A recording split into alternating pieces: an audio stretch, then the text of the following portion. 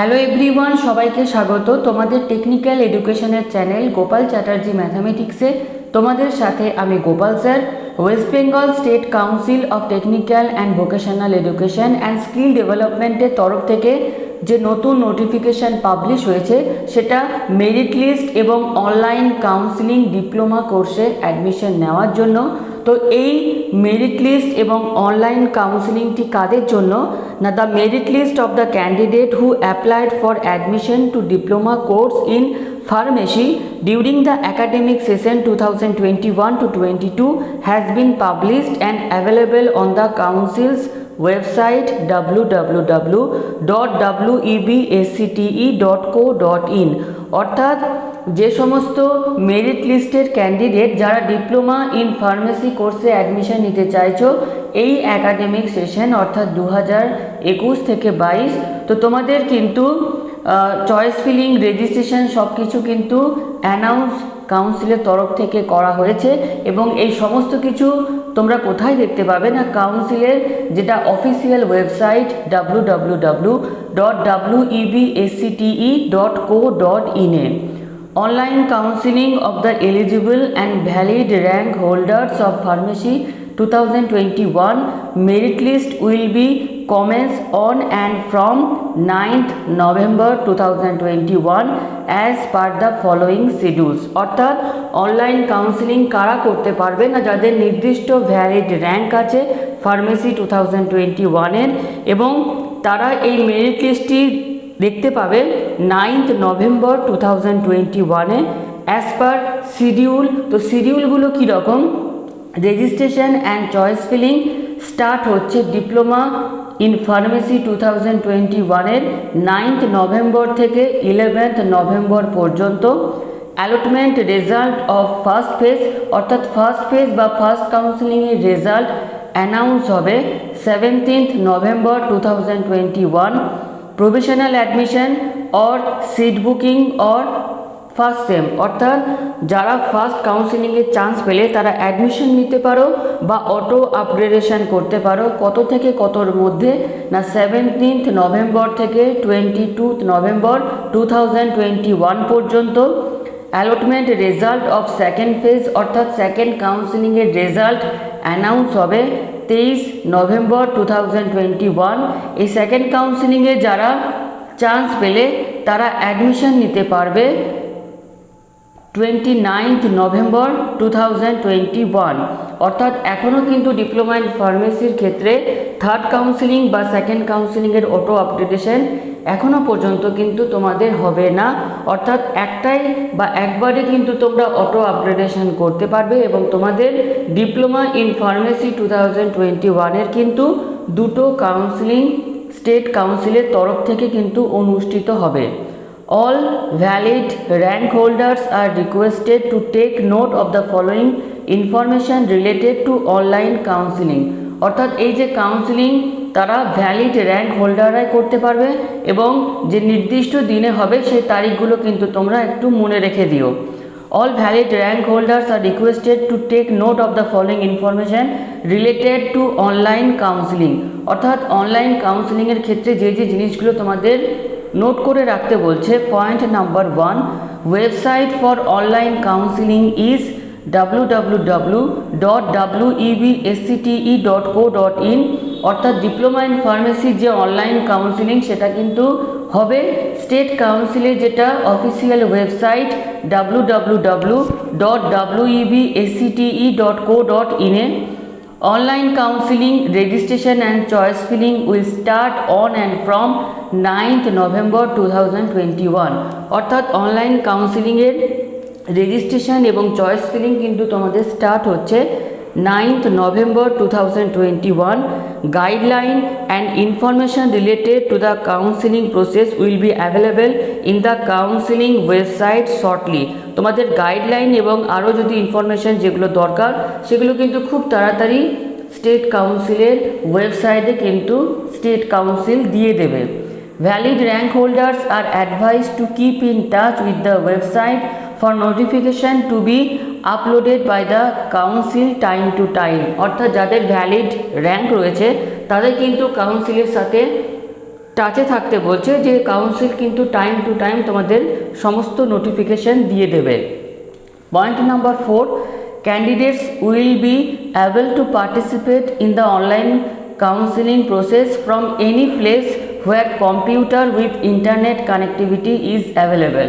তো এই কাউন্সিলিংয়ে যারা ভ্যালিড র্যাঙ্ক আছে তারা অ্যাপ্লাই করতে পারবে বা তারা পার্টিসিপেট করতে পারবে যে কোনো জায়গা থেকে, কারণ যেহেতু এটা হচ্ছে অনলাইন, তো যেখানেই থাকবে সেখানে যেন কম্পিউটার উইথ ইন্টারনেট যদি থাকে তাহলে যে কোনো জায়গা থেকে এই অনলাইন কাউন্সেলিংটি কিন্তু তারা করতে পারবে।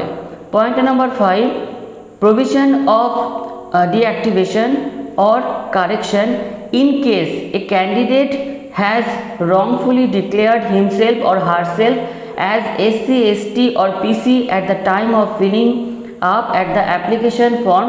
He or she will be provided with one-time chance to deactivate the same at the time of registration for online counseling process। অর্থাৎ কারেকশন বা ডিঅ্যাক্টিভেশন করতে বলছে সেই সমস্ত স্টুডেন্টসদের যারা ফর্ম ফিল আপের সময় নিজেদেরকে SC, ST বা ফিজিক্যালি চ্যালেঞ্জে ইয়েস করে ফেলেছিল, অথচ তারা বাস্তবে কিন্তু SC, ST বা ফিজিক্যালি চ্যালেঞ্জ যদি না হয়ে থাকে তাহলে এই রেজিস্ট্রেশনের সময় তারা কিন্তু ওই SC, ST বা ফিজিক্যালি চ্যালেঞ্জের যে অপশানে ইয়েস করেছিল সেটা কিন্তু এখন নো বা ডিঅ্যাক্টিভেশন তাদের কিন্তু করতে বলা হচ্ছে। But activation of any reservation category will not be allowed in the counseling process। অর্থাৎ SC, ST বা ফিজিক্যালি চ্যালেঞ্জ নয় অথচ সে ইয়েস করেছিল, এখন যদি এই কারেকশানটা না করে তাহলে কিন্তু ভবিষ্যতে কাউন্সিলিং চলার সময় কিন্তু এই কারেকশানটা তারা আর করতে পারবে না এবং ভবিষ্যতে তাদের অ্যাডমিশন প্রক্রিয়া কিন্তু ক্যান্সেল হয়ে যেতে পারে। Point number 6, at the time of choice filling, candidate have to fill all available choices according to their preference। Example, if Gyan Chandra Ghosh Polytechnic is the most preferred institute for a candidate, he or she has to put Gyan Chandra Ghosh Polytechnic at number 1, then he or she has to put his second preference institute number 2 and so on. অর্থাৎ যখন তোমরা counselling বা choice filling করবে তখন দেখতে পাবে যে তোমার যে নির্দিষ্ট ভ্যালিড র্যাঙ্ক হয়েছে সেখানে তুমি কতগুলো কলেজ পাচ্ছ। তো চয়েস ফিলিংয়ের উদ্দেশ্য বা চয়েস ফিলিং জিনিসটা কি, এই যে তোমার যে ভ্যালিড র্যাঙ্ক রয়েছে এখানে যে সমস্ত কলেজগুলো আসছে তাদের মধ্যে যেটা তোমার সব থেকে বেশি পছন্দের সেটাকে নাম্বার 1-এ রাখবে, যেটা তার থেকে কম পছন্দের সেটাকে নাম্বার 2-এ রাখবে। এইভাবে কিন্তু চয়েস ফিলিং করবে, কারণ চয়েস ফিলিংয়ের ওপরেই কিন্তু তোমার কলেজে ফেভারেট কলেজে পছন্দ মতো কলেজে চান্স পাওয়া পুরোটাই কিন্তু ডিপেন্ড হয়ে রয়েছে। সুতরাং এই চয়েস ফিলিংটা কিন্তু তোমরা সঠিকভাবে করবে। এইভাবে ভ্যালিড র্যাঙ্কের মধ্যে যতগুলো চয়েসের কলেজ পাচ্ছ সব থেকে পছন্দের কলেজটাকে 1 নাম্বার, তারপরের পছন্দটাকে 2 নাম্বার, তারপরের পছন্দটাকে 3 নাম্বার, এইভাবে কতগুলো কলেজ রাখবে তোমার ওই ভ্যালিড র্যাঙ্কের মধ্যে যতগুলো আসছে ততগুলোকেই তুমি কিন্তু রাখতে পারো। কোনো নির্দিষ্ট সীমা নেই যে আমাকে এতটা রাখতে হবে, তোমার যত খুশি যতগুলো কলেজ আসছে ততগুলো কলেজই কিন্তু তুমি রাখতে পারবে। Point number 7, prior to proceed for registration, a candidate have to verify his or her every personal details on the screen carefully to avoid harassment allotment। অর্থাৎ যখন তারা এই যে রেজিস্ট্রেশন করবে তাদের পার্সোনাল ডিটেলসটা কিন্তু তারা যেন ঠিকঠাকভাবে ফিল আপ করে। Point number 8, candidate who will opt for auto upgradation shall have to book their allotted seats provisionally। For booking of the provisionally allotted seat, a candidate has to pay ₹1000 through online mode and has to wait for the result for the next phase. অর্থাৎ first কাউন্সিলিংয়ে দেখা গেল যে তোমার জন্য college allotted হয়েছে কিন্তু সেই কলেজটা তোমার পছন্দ নয়। এবার তোমার যদি যে কলেজগুলো সিলেক্ট করেছিলে তোমার যদি 1 নাম্বার কলেজটা তুমি পেয়ে যাও তাহলে অটো আপগ্রেডেশন করতে পারবে না। ধরো তুমি যে কলেজগুলো সিলেক্ট করেছিলে 3 বা 4 বা 2 নাম্বার কলেজটা তুমি পেয়েছো কিন্তু তোমার পছন্দের 1 নাম্বার কলেজটায় তুমি ভর্তি হতে চাও, সেক্ষেত্রে তুমি অটো আপগ্রেডেশন করবে। অটো আপগ্রেডেশন করার ক্ষেত্রে তোমাকে 1000 টাকা দিয়ে সিট বুকিং করতে হবে এবং সেকেন্ড কাউন্সেলিংয়ের জন্য ওয়েট করতে হবে। এক্ষেত্রে বলে রাখি, ধরো সেকেন্ড কাউন্সেলিংয়ে অটো আপগ্রেডেশনের পর তোমার নতুন কোনো কলেজ পেলে না, সেক্ষেত্রে ভয় পাওয়ার কিছু নেই। ফার্স্ট কাউন্সেলিংয়ে যে কলেজটা তুমি পেয়েছিলে সেই কলেজটাই তুমি কিন্তু অ্যাডমিশান নিতে পারবে। আর সেকেন্ড কাউন্সেলিংয়ে যদি 1 নম্বরের কলেজটা চলে আসতো, তখন তোমাকে 1 নম্বর কলেজেই অ্যাডমিশান নিতে হতো। সেক্ষেত্রে পুরনো কলেজে কিন্তু ফেরত যাওয়ার আর কোনো সম্ভাবনা থাকতো না। অর্থাৎ অটো আপগ্রেডেশন মানে এই না যে তুমি নেক্সট কাউন্সেলিংয়ের চান্স না পাওয়া মানে তুমি কোথাও অ্যাডমিশন হতে পারবে না।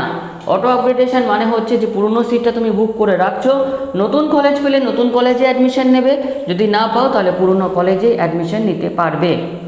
Point number 9, candidates who will desire to take admission to their allotted seat in any phase of seat allotment under the online counseling process have to opt for final allotment and take print out of the final allotment come money received after making payment of 500 towards seat booking fee through online mode। অর্থাৎ যে সমস্ত candidate seat allotted হলো, তারা যে কলেজটা পেলো সেখানে যদি অ্যাডমিশন নিতে চায় তাহলে তাদের কি করতে হবে না, তাদের একটা পেমেন্ট ফি মানে পে করতে হবে।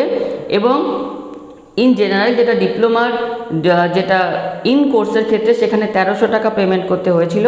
তো এখানেও যেটা বলছে যে 500 টাকা সিট বুকিং এবং যেটা আরও তোমাদের লাগবে টিউশন ফি সমেত, সেটাও আশা করি এখানে 1300 টাকাই লাগবে। তো 1300 টাকা দিয়ে কিন্তু তোমরা প্রথমে যে অ্যাডমিশন নেবে 1300 টাকা দিয়ে দেবে। 1300 টাকা দেওয়ার সাথে সাথেই একটা ফাইনাল অ্যালটমেন্ট লেটার পাবে। সেই ফাইনাল অ্যালটমেন্ট লেটারে যে কলেজ পেলে সেই কলেজে তোমার যে একটা কন্ট্যাক্ট পারসন থাকবে, সেই কন্ট্যাক্ট পারসনের ফোন নাম্বার থাকবে এখানে। এবং তোমাকে কি করতে হবে না, তোমার যে ডকুমেন্টস সেগুলো তোমাকে সেন্ড করতে হবে। Then they have to send all documents through mail within the last date of admission as specified in their allotment letter. তো কী কী ডকুমেন্টস সেন্ড করতে হবে এই চ্যানেলে কিন্তু দেওয়া আছে। এবং এইটুকুই বলে রাখি যে যে ডকুমেন্টসগুলো তোমরা সেন্ড করছো অরিজিনাল থেকে স্ক্যান করে কিন্তু পিডিএফের আকারে প্রত্যেকটা ডকুমেন্টস ওই যে কন্ট্যাক্ট পারসন দেওয়া থাকবে তার যে ইমেল আইডি দেওয়া আছে তাকে কিন্তু সেন্ড করবে। এবং সেন্ড করার 2 ঘন্টার পর ওই কন্ট্যাক্ট পারসনকে ফোন করে বলবে যে স্যার আমি আপনাদের কলেজে অ্যাডমিশন নিয়েছি, তো আমার ডকুমেন্টসগুলো আপনার কাছে ঠিকঠাক পৌঁছেছে কি না। তো উনি তোমাদেরকে একটা রিটার্ন মেল দেবে এবং তোমাদের যে অ্যাডমিশন স্ট্যাটাস সেখানে কিন্তু দেখতে পাবে যে প্রভিশনালি অ্যাডমিশন সাকসেসফুলি ডান এরকম একটা আসবে। এটা আসা মানে তোমার অনলাইন যে অ্যাডমিশন সেটা কমপ্লিট হয়ে গিয়েছে। লাস্ট পয়েন্ট বা point number 10, all candidates are advised to enter, save and log their given choices and retain a copy of their final list of choices for future reference. They should also keep their password safe and protected। অর্থাৎ সমস্ত ক্যান্ডিডেটকে বলা হচ্ছে তারা যে সমস্ত কলেজগুলো choice ফিলিংয়ে রাখলো সেটা লক করার পর তারা একটা প্রিন্ট আউট রেখে দেওয়ার জন্য, এবং যে পাসওয়ার্ডে সেই ফর্ম ফিল আপটা করবে সেই পাসওয়ার্ডটা কিন্তু যেন মনে রাখে, কোনোভাবেই যেন ভুলে না যায়। এবার বাকি যে সমস্ত কিছু প্রসিডিওর সেটা কাউন্সিলের যখনই নোটিফিকেশান আসবে তোমরা এই চ্যানেলের পক্ষ থেকে পেয়ে যাবে। আশা করি পুরো ব্যাপারটা তোমরা বুঝতে পেরেছো। কোনো যদি ডাউটস থাকে তাহলে অবশ্যই কমেন্ট সেকশানে কিন্তু কমেন্ট করে জানিও। এবং তোমাদের ডিপ্লোমা ইন ফার্মেসিতে যারা অ্যাডমিশন নিতে চাইছো তারা কিন্তু এই ভিডিওটি তোমাদের ডিপ্লোমা ইন ফার্মেসি স্টুডেন্টসদের কাছে যতটা পারবে সমস্ত গ্রুপে শেয়ার করে দিও। সবাই খুব ভালো থেকো, আনন্দে থেকো। ধন্যবাদ।